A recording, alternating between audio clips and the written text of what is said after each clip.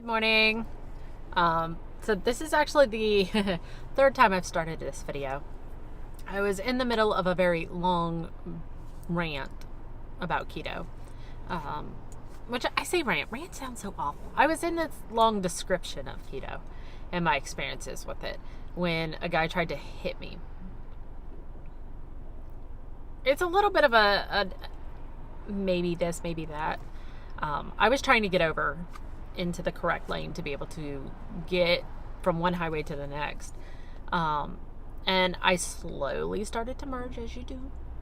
And the guy, I guess, decided he did not want me in front of him because he sped up and put himself on the side and started making all these angry gestures and like, why the hell aren't you paying attention? And I'm like, you weren't there a minute ago. It's not that I'm not paying attention. It's you're being ridiculously road rage aggressive, and it kind of threw my swag off. I don't have much swag, but it threw what I had off. So I'm gonna restart. So good morning. I was talking about, because this is the vlog, and in the vlog this is gonna be kind of my junk drawer. This is gonna be like my real life, whatever's on my head. I'm going to try to keep it vaguely in the topic of what we're talking about during the week, but who knows? It could just be me bopping around. So earlier this week I mentioned that I do keto. I'm on a keto diet. Ketogenic is the correct term. And it's been really successful for me. Surprisingly successful. I can't do a lot of diets. I don't know what it is about my body, my mindset, my brain, everything. But like, for me, there are things I mentally can't get past. So I like bacon. I've always liked bacon. I can live without bacon, but the moment you tell me I can't have bacon, I want bacon. It's a whole thing. I'm not like that with all foods, just certain foods.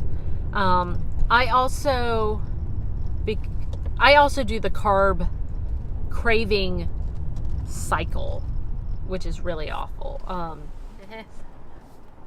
Come lean over here and get out of the sun. For me, if I'm eating carbs, my body can't let go of the desire to have carbs long enough for me to get past all of the addictions. Which, yes, I consider carb an addiction. Sugar has been proven to be more addictive than heroin. And I 100% believe it. It's like being in sugar rehab is what keto is to me.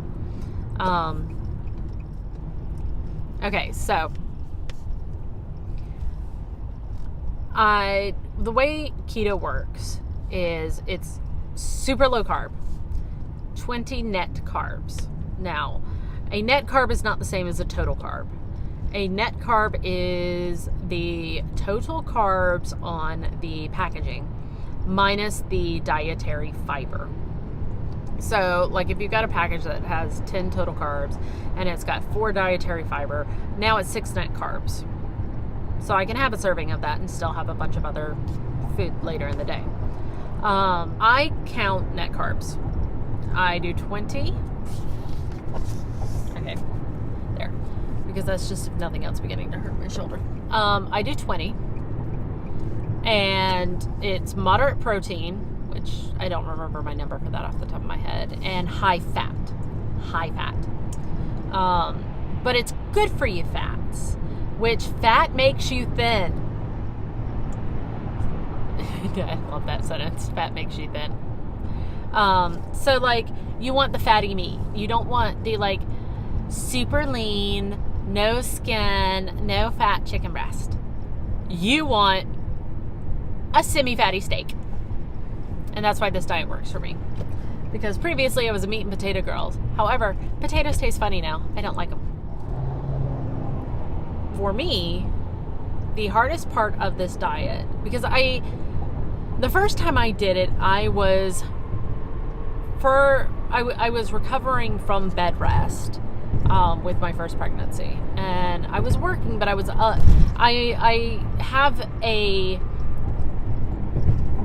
am a web designer, And because of the way my company works, not my company, I work for a company.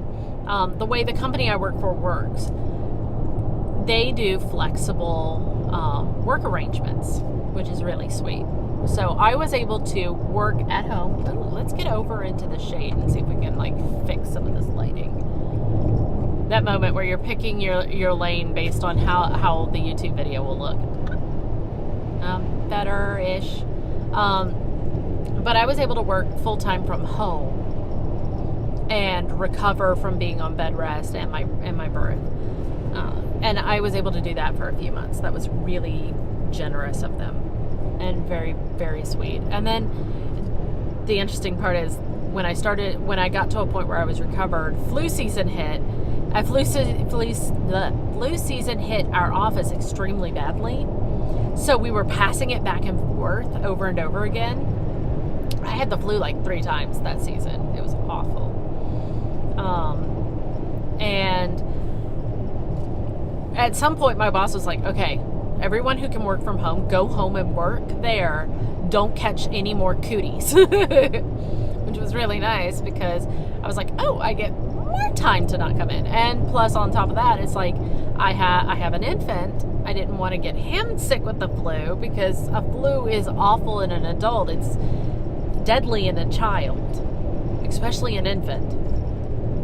So everyone was really understanding and really generous. And I was able to, because of all of this, I was able to be very regiment in my diet. Like I knew what I had in my pantry. I knew what I could be eating. There was no temptations. So I was able to stick with it really well. I mean, really well. I lost almost 25 pounds the first time. I think I lost like 26, but I can't remember off the top of my head. When we got to a point where Mother's Day came around, which was my first Mother's Day, and then yes, it was my first Mother's Day because I was pregnant. On my first Mother's Day, I was pregnant. On the official first Mother's Day, he was like 9 months old or something like that. Oh, so for Mother's Day, I don't remember what we did, but we did something I wanted to do. And we went out and we ate. I don't remember where. But I allowed myself to cheat that day, which I did not realize I was not at an emotional point where I could cheat and then hop back on the wagon. And then we were looking for the house, and then we bought the house, and then there was a lot of stress of moving in and developing our new routine. And suffice it to say, in between May 2018 to December 26th, and that's a very important date, December 26th of 2018, I managed to not gain weight, but I didn't lose weight because I could not get back into the keto swing. As of December 26th, I am fully keto again, which is absolutely lovely. I have lost probably right around 10 pounds, to be honest. So I'm almost at 30 pounds down from my original post-pregnancy weight, which feels great. I've got another 40 pounds to go, something like that. Hold on. If I'm 195, which I don't mind telling people, I'm 195. I want to be 150, so 45 pounds to go. And then what I'm gonna do is at 150, I'm gonna reassess. For me, the hardest part of keto is breakfast. It's actually the hardest part of keto is not eating out. It is not eating at home. It's eating at the office. I find that's a real struggle for me because I need to be able to meal prep something I can eat, which I don't have a lot of time to meal prep. So I'm trying to figure out how to carve that time out, or where to carve that time out. But I need to be able to do that. I did. It's right here. I made myself breakfast sandwiches. I have a food saver, which is what this plastic bag is. Because what I will do is we have a Costco membership. And I've had a food saver for a long time. There was a company which I dearly miss named Zaycon Fresh. You can Google it. There are videos all over the place from where it used to exist. It was a meat distributor that you could buy directly from. You could buy meat in bulk by type, and they were famous for doing sales of 99-cent chicken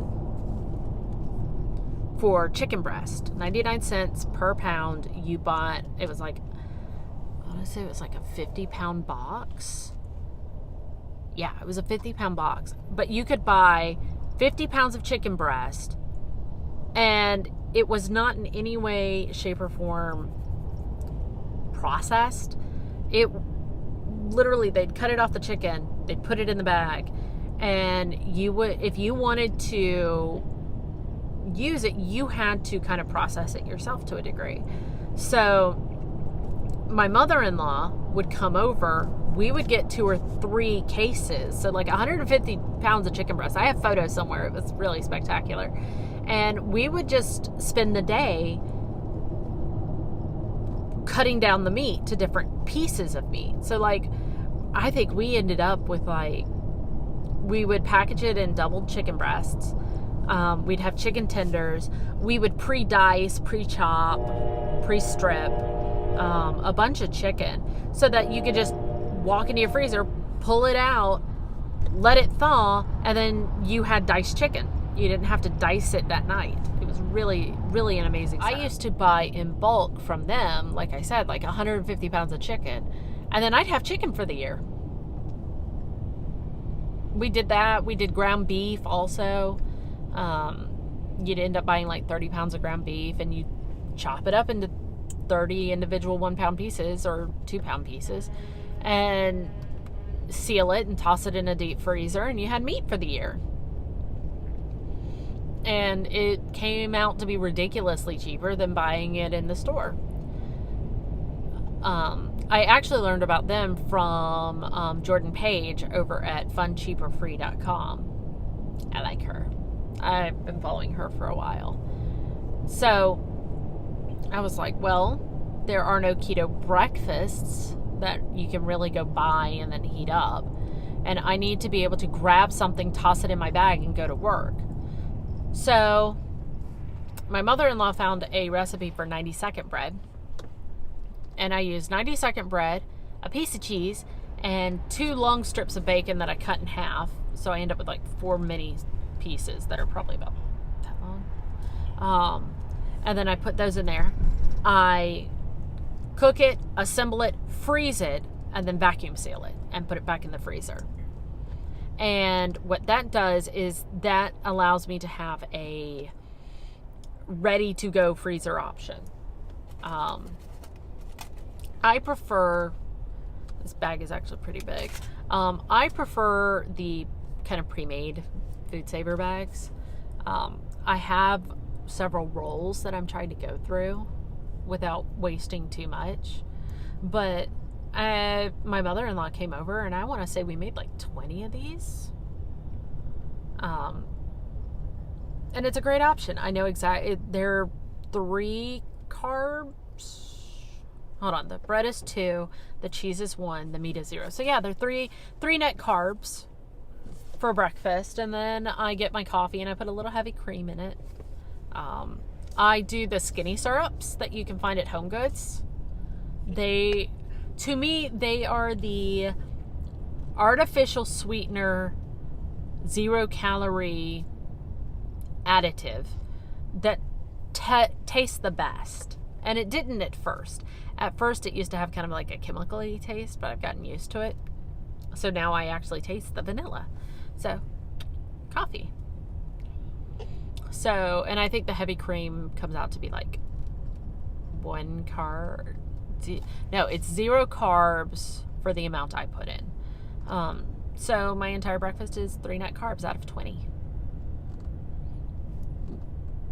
I have 17 carbs for the rest of the day. I'll probably use 4, maybe 5 for lunch, just because like I'll go down to the deli and I'll get sandwich meat and cheese and nothing else, and I'll sit there and I'll eat that.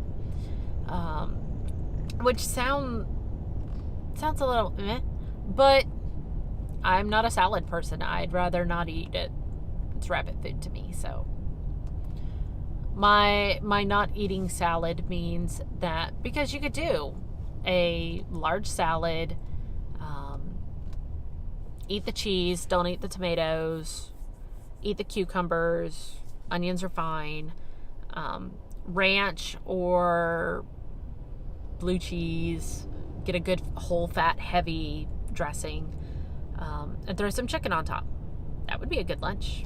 I'm not a salad person, but I don't know. Some days I am. Some days I'm learning. I'm learning to be a salad person. Or at least I'm learning to stop calling it rabbit food in front of my kid. All right, well, I'm almost my kid got up at 6:30. He does not do that. He is a very polite child that sleeps till almost 9 usually. But today he had to go to the kid zone, where he gets to play all day with other kids, and he's going to be there all day. So I don't know if he had a nightmare or if he got up excited, but he got up and was really startled and unhappy and was cried a little. So we pulled him into bed with us and kind of helped him adjust to being awake. And that meant we were awake at 6:30. Oh, unpleasant. Just unpleasant. So I'm here at work, actually now attempting to get off at the exit for my work. Smooth murder. So I'm gonna wrap this up here. I want you guys to have a happy day. Be awesome, conquer it, make steps towards your goal, take care of yourself, encourage other people to take care of themselves, and I will talk to y'all later.